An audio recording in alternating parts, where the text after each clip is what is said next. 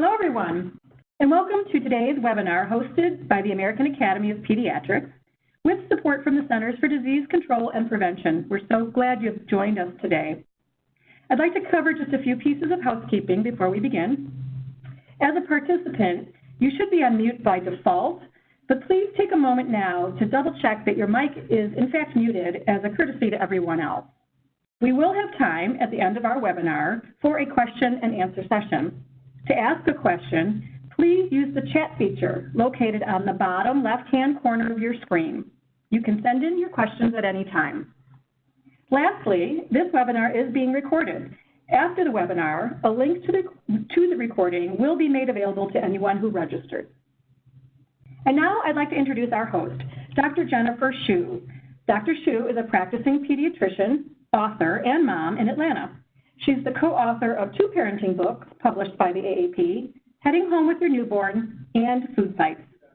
She's a frequent guest on national and local television, radio, and web-based programs. She's also the medical editor of HealthyChildren.org. She has served as the Living Well health expert for CNN.com, has contributed medical information to Baby Center and WebMD, and serves on the Parents Magazine Advisory Board. She will be leading us through today's webinar, Brushing for Two, How to Keep Your Baby's Teeth Healthy from the Start. Welcome, Dr. Hsu. Thank you, Mary Claire, and thank you, everybody, for joining us today on our webinar. I'm so excited to share all this valuable information with you today. As a pediatrician and a mom, this is a topic I know that is very important, especially because I was a person who had a lot of cavities growing up. So we'll discuss this today and then leave some time at the end to answer any questions you may have. But before we get started, let's take a quick look at what we'll be covering. First, we'll start today's webinar by answering some common questions that a lot of women may have around their own oral health while they're pregnant. We'll also go over some of the changes that occur in your mouth during pregnancy, why keeping your mouth healthy is important for the health of your baby, and what you can do to keep those changes from leading to any serious issues. In the second part of the webinar, we'll discuss what you can do to set your baby up for a lifetime of good oral health once they're born. We'll cover what you can do before their teeth come in, when you can start taking them to the dentist, easy actions you can take at home to keep their teeth healthy, and some useful teething and feeding tips to practice at home. There are some very specific actions you can take at different milestones in your baby's first years, and we'll review several of these during this portion of the webinar. And at the end, we'll leave some time to answer any questions that weren't covered. So let's dive right in. We'll start with something that all moms know. Part of keeping your baby healthy is making sure you're staying healthy too, especially during pregnancy. We all know that your oral health is an important part of your overall health, but the health of your baby, your pregnancy, and your dental health are more connected than you may think. That's because when you're pregnant, you may be more prone to gum disease and cavities. And like we know, any impacts to your overall health can also impact the health of your baby. But why are pregnant moms more prone to these conditions? Well, hormonal changes when you're pregnant can make your gums sore or puffy, and that can make them bleed. This problem is called gingivitis. So if gingivitis is not treated, it may lead to more serious gum disease, which can ultimately lead to infection or even tooth loss. You may also be at higher risk for dental cavities or tooth decay due to increased snacking resulting from pregnancy cravings, increased acidity in the mouth due to vomiting, or dry mouth and poor oral hygiene, which could stem from nausea, vomiting, or congestion. And this is because cavities develop when cavity-causing bacteria in the mouth combine with sugar and acid. Another common oral condition that can occur during pregnancy is tooth erosion, which can also result from morning sickness and can similarly require dental treatment. Finally, hormonal changes can sometimes also cause round growths in the mouth called pregnancy tumors. These tumors are usually benign, which is harmless, and they go away after you deliver. All of these conditions have the potential to impact your overall health, which can in turn affect the health of your baby and your delivery. Studies have even shown possible links between gum disease and preterm birth, low birth weight, and other potentially dangerous birth outcomes. Aside from that, once your baby is born, you could pass on harmful cavity-causing bacteria from your mouth to theirs if conditions aren't treated before you give birth. This can happen, for example, if you and your baby accidentally or even on purpose share saliva when kissing or during feeding. And that's why delaying necessary treatment for dental problems or neglecting your oral health during pregnancy can result in significant risk to you and your baby. The good news is that getting oral health care, practicing good oral hygiene, eating healthy foods, and practicing other healthy behaviors will help keep you and your baby safe and healthy.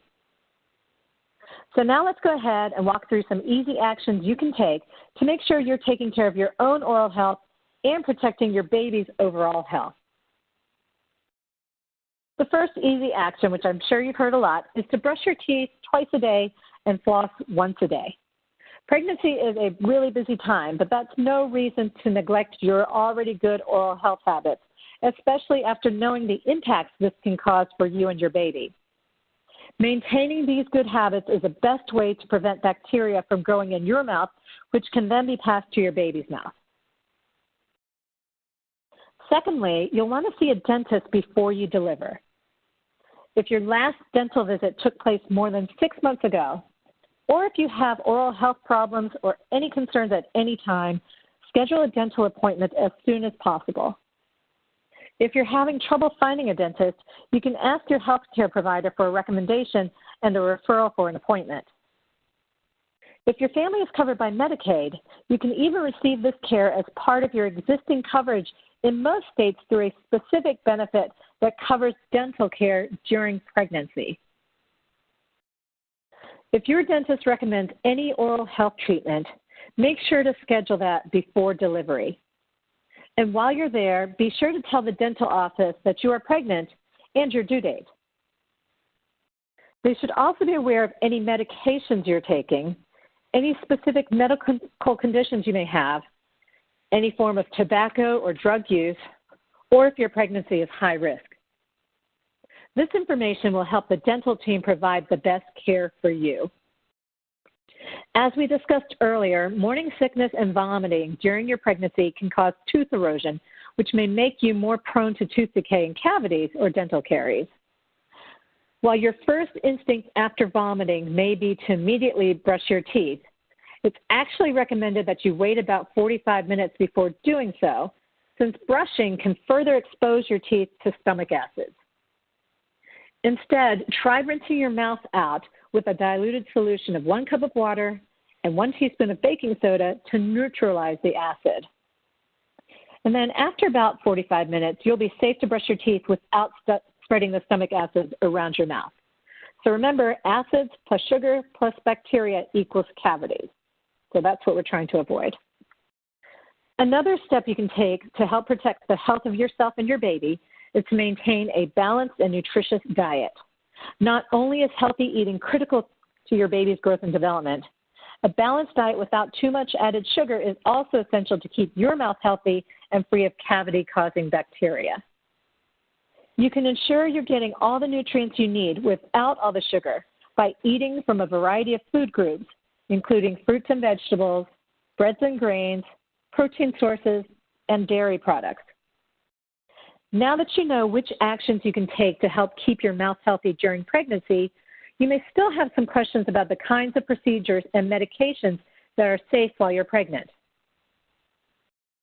Overall, preventive, diagnostic, and restorative dental health treatment is safe during pregnancy as long as your dentist is aware of your pregnancy and due date. This includes dental x-rays and local anesthesia, as well as routine cleanings, cavity fillings, root canals, teeth extractions, and fluoride varnishes. Most pain medications are also safe to take during pregnancy. Once again, if you're facing any sort of dental condition that requires treatment, it's best to schedule that ahead of your delivery date to minimize any future problems for you or your baby. And even if your mouth is feeling healthy, you should work to make sure that you are seeing a dentist regularly before baby arrives. To summarize this section, your pregnancy can bring along some unique oral health challenges, but there are some easy actions you can and should take to stay ahead of these. By maintaining good oral health habits and a healthy diet at home, visiting the dentist before you deliver, and treating morning sickness with water and baking soda as recommended, you can help prevent conditions that can impact the health of your pregnancy and your baby. Now that we've discussed the importance of caring for your own oral health while you're pregnant, let's talk about what you can do to keep your baby's mouth healthy once they're born. Even though you won't be able to see their teeth right away, and even though the baby teeth will eventually fall out, taking care of your baby's mouth is especially critical during infancy because it sets up their oral health for the rest of their life. Baby teeth are incredibly important because they help your child eat healthy food, develop their speech, and set the foundation for their adult teeth.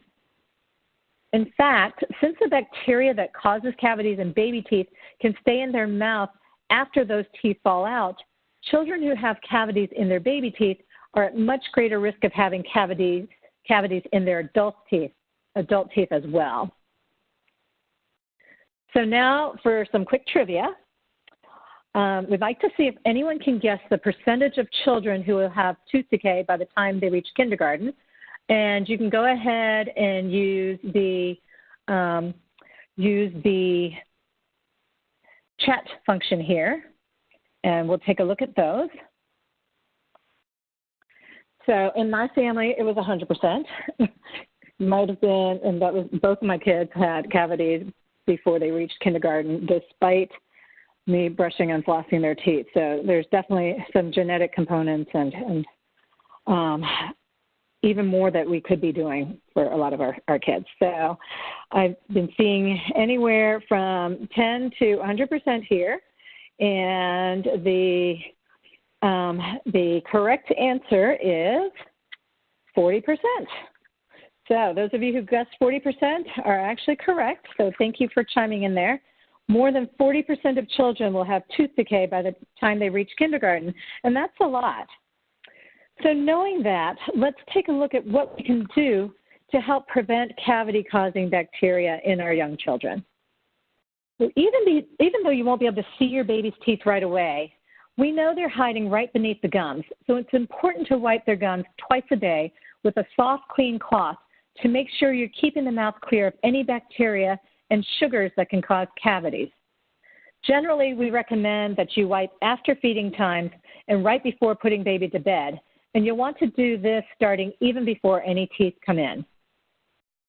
Switching gears now, just as it is with adults, anything your baby eats or drinks can have an effect on their oral health. But even before you think about introducing things like juice, solid foods, or even water, you'll be breastfeeding or bottle feeding your baby. The AAP recommends breastfeeding exclusively for 6 months and for as long thereafter as mutually desired by mother and child. Some studies have shown that breast milk may even protect against tooth decay in these early months. In the newborn period, breastfeeding is very frequent, and that is normal. But try your best to wipe baby's gums after each feeding with a soft, clean cloth. And most babies won't even wake up when you do this. Or at least try to do it 2 times per day, once in the morning and once at night. Once your child reaches their first birthday, breastfeeding at night may actually become a risk factor for cavities in some babies. There are many benefits to breastfeeding babies beyond age 1, but be sure to take extra care to clean the teeth before bed and in the morning if you do continue breastfeeding at night. And don't worry, babies with teeth can still breastfeed. For bottle feeding babies, try to avoid letting them fall asleep with a bottle in their mouth. The milk can pull up in the mouth, which can leave teeth bathed in sugar all night and create a breeding ground for cavities. If this does happen, try to wipe the gums with a soft, clean cloth. Again, this usually does not wake the baby up, but it does wipe away sugar and bacteria that together can cause cavities. Infant formula can be mixed with either tap or bottled water. Follow the label instructions to make sure you're mixing it properly. No matter how babies are fed, early dental care is key to having healthy teeth and setting up a lifetime of good oral health. So once the first tooth comes in, you can start brushing the teeth. And this usually happens around the 6 to 12 month mark, although sometimes even later. So start brushing the teeth with a smear amount of toothpaste twice a day, and this will help prevent the buildup of sugars and bacteria that can lead to cavities. For infants and children, use a soft bristled toothbrush designed for brushing babies' teeth. Wet the toothbrush with water and then place a smear amount of toothpaste about the size of a grain of rice on the toothbrush. And then you need to brush your child's teeth for them. There are a few different ways to do this. To help calm fussy little ones, many parents find it easier to brush from behind the baby and often do so in places other than the bathroom, like a high chair or other location they're familiar with. You can also sing a song or turn brushing into a game, so it's an interaction that kids actually look forward to. This will help establish good, healthy routines around oral health as they grow up. And then when they're old enough, you can tell them to spit out the toothpaste after brushing without rinsing with water. You'll want to keep brushing your child's teeth until they're about 6 years old. Although many children insist they're capable of doing it earlier, they really aren't able to do it properly until they develop fine motor skills, which is usually around the time they can tie their own shoes or ride a bike. Once the teeth start coming in, it can often be a challenging time for parents and for baby. While it's normal for baby to experience some discomfort, it's important to know that fever, diarrhea, rashes, and other symptoms are not caused by teething itself. If your baby seems sick, be sure to call your doctor. For the normal discomfort that comes with teething, we recommend easing pain by rubbing your baby's gums with a clean finger or letting your baby chew on a cold, wet washcloth. You can also ask your pediatrician to recommend a teething ring. Lastly, you might resort to a pain reliever such as Tylenol or acetaminophen or ibuprofen such as Motrin or Advil. It's important to note that amber teething necklaces and numbing gels are not recommended and should be avoided as they can be very dangerous. Once your baby reaches his or her first birthday, you'll want to schedule a routine checkup with a pediatric dentist or a family dentist who's comfortable caring for young children, just to make sure there are no signs of early problems. The dentist can also help you identify how to best take care of your baby's teeth at home. Another benefit is being able to establish a dental home in case there's ever an injury, so you'll have somewhere on hand and ready to go where you've already built a relationship with a dental provider. If you're having a hard time finding a pediatric dentist, you can ask your pediatrician to do the first checkup and then help you find one.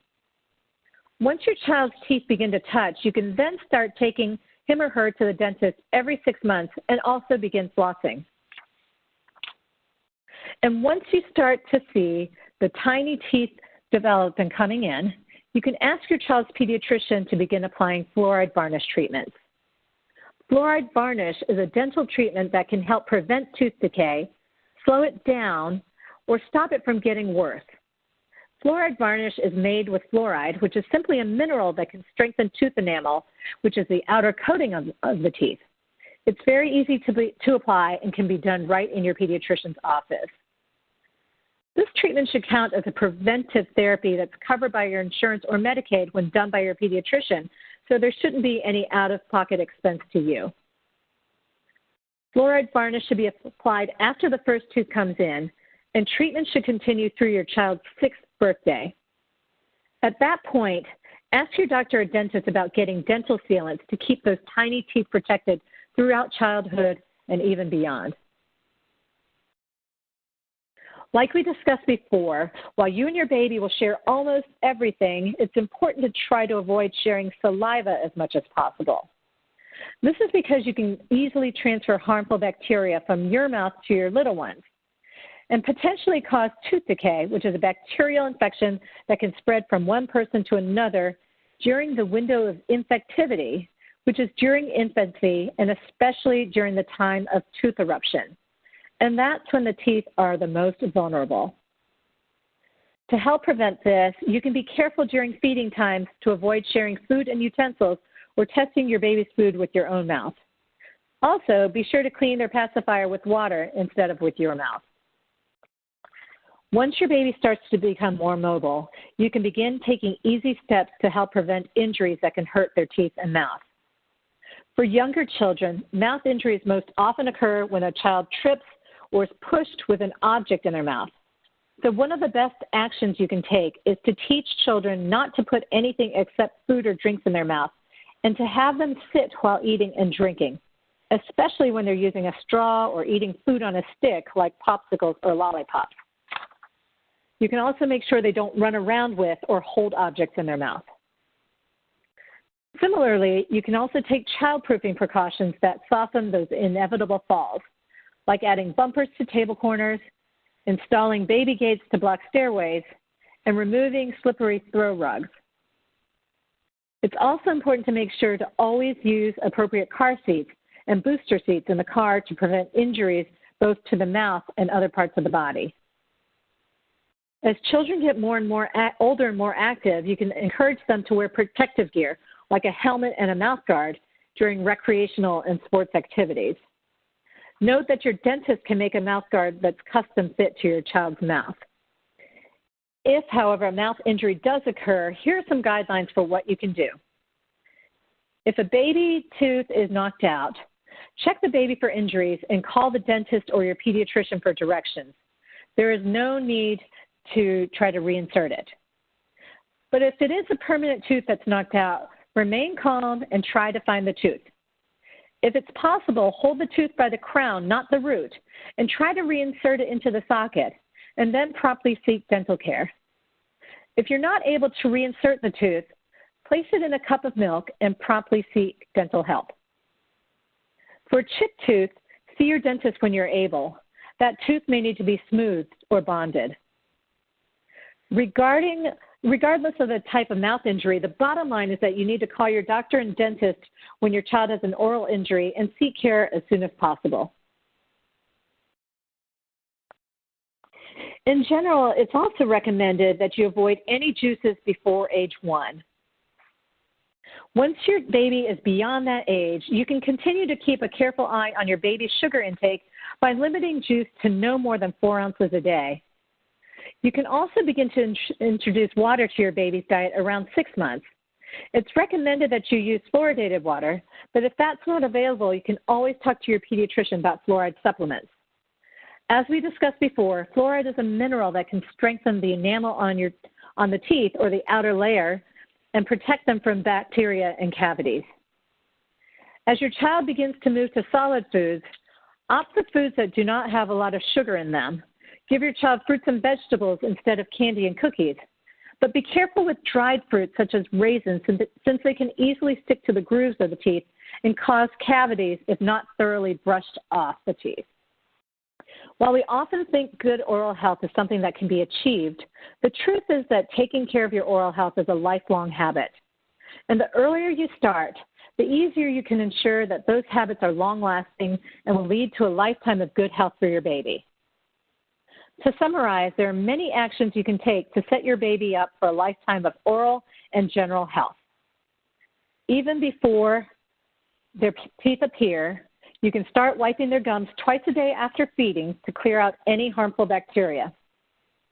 Once their teeth do start to come in, you can start brushing twice a day with a small amount of toothpaste and begin taking your baby to a dentist for fluoride varnishes and to establish a dental home in case of an emergency.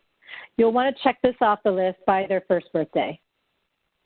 You can additionally help prevent harmful bacteria from forming by avoiding sharing saliva or letting them fall asleep with their bottle, and you can help prevent injuries through early, easy actions at home. It's also recommended that you breastfeed exclusively for the first 6 months, and then start to introduce fluoridated water in small quantities after that. With these simple tips, you'll be protecting those tiny teeth and setting them up for health for life. Just as a reminder, you're all invited to register on healthychildren.org to receive our e-newsletter, a personalized homepage, and special offers. And don't forget to follow healthychildren.org on Facebook, Twitter, Pinterest, and Instagram. And before I go on to answer any questions, I was going to turn it over back to Mary Claire, and she may be able to talk about how to access this webinar after the fact. And then in the meantime, I'll be gathering the questions. Yes, absolutely. Thanks, Dr. Hsu, for all that great information. We do have some time now to answer some questions. So if you have not already done so, you can use the chat window to send questions to Dr. Hsu, and she will try to respond to as many as she can in the order that they arrive. However, keep in mind that she may not be able to answer all of our questions. And in regards to receiving or seeing this webinar after we are done today, it will be on healthychildren.org, probably within the next week or so, but you will receive information about when that's available. So we will give Dr. Hsu a few moments to look over the questions, and whenever you're ready, Dr. Hsu, please start with the first question. Okay, one question that we had early in the session was about the baking soda solution for women who have morning sickness. And that would be 1 cup of water to 1 teaspoon of baking soda. You mix that up and can rinse your mouth out with that. And then be sure to wait 45 minutes before brushing teeth. We had a lot of questions about fluoride in toothpaste, fluoride in water. There's fluoride, added to nursery water. I think for more information about fluoride, because there is so much to cover, I'd like to refer people to a website called ilikemyteeth.org. And that is a site put out by the Campaign of Dental Health that can really talk about a lot of oral health care, including fluoride in water and toothpaste. So for all your questions about fluoride, please visit ilikemyteeth.org. There's a question about when to start wiping the gums for a 3-month-old baby. You can start wiping the gums for newborn babies after every feeding if possible, and otherwise just try to do it twice a day. There's a question about letting baby drink after you. I think the concern, as we talked about, is that adults can have bacteria in their teeth that can lead to cavities when combined with acid and sugar. So the best thing to do is to keep your own drinks and your baby's food and drinks separate. The best time to see a dentist, someone asked, is we recommend to go around 1 year of age. And in places that have pediatric dentists, this is a great time to get started. Some family dentists will say to wait a little bit later just because they may not have the equipment to see children younger. So you could see a pediatric dentist first until they transition to your own dentist. We have a pediatric dentist in our community who likes to see babies starting at 6 months. So I would encourage everyone to see what's available in your area and consider adding your baby to your dental plan sooner rather than later. So if a tooth is knocked out, why do we put it in milk? I think the milk technically has the right pH balance to kind of keep the tooth in good condition until it can be examined and reimplanted. Somebody asked what the feeling is about food pouches. Food pouches are the pureed, usually fruits or vegetables that babies sometimes eat. They're very portable and can be a way to get vitamins into babies who may not eat, regular fruits and vegetables that aren't pureed. So while they can be convenient, like with any food, if you're constantly bathing your child's teeth in something that does contain sugar, even if it's natural sugar, there is a concern of the potential for tooth decay. So I usually try to recommend limiting food and beverages besides water to mealtime and then brushing teeth afterwards. Somebody asked if there's a particular toothbrush that's recommended. Usually a soft bristled brush that is the correct size for your baby's mouth. So look for their age guidelines on the labels of the packaging that you can look at. And I think we have time for one more question. Let me just see what else there is. Okay, so this is interesting. Sometimes you'll hear from dentists who do not want to treat pregnant women. They might be hesitant to use antibiotics or other treatments when a mom has infections or other problems. So that I have had to talk with dentists as well as moms' doctors while they're pregnant to kind of let them know which medicines can safely be used. And so if pediatricians can do that, that can be a good resource for dentists to make sure that pregnant moms get the care that they need. So pregnant moms can also advocate by getting their OB, midwife, or pediatrician involved to help advocate for the dental care you need. I do think I saw one other one. Oh, there's a little bit about teething and numbing gels. So basically the issue with certain numbing gels is they can contain an ingredient called benzocaine that does numb the gums, but it can also numb the throat and the back of the tongue. The danger of that is that if your baby's mouth or throat are numb, it can cause problems with swallowing and lead to choking or breathing problems. So anything that can numb the gums is thought not to be safe in this age group. So thank you all for all your excellent questions. We will put this up online on healthychildren.org, and you can check out the website for more oral health related information, and also check out ilikemyteeth.org. Please chat and send in any suggestions for future topics for webinars, as well as any other feedback you may have. And I believe you'll also be getting a survey for feedback after this webinar is over. Thank you very much, Dr. Hsu. We hope everybody's enjoyed today's webinar. As Dr. Hsu mentioned, please keep an eye out for a quick survey. We appreciate your feedback, and you can let us know what you thought of today's webinar. Have a great day, everyone.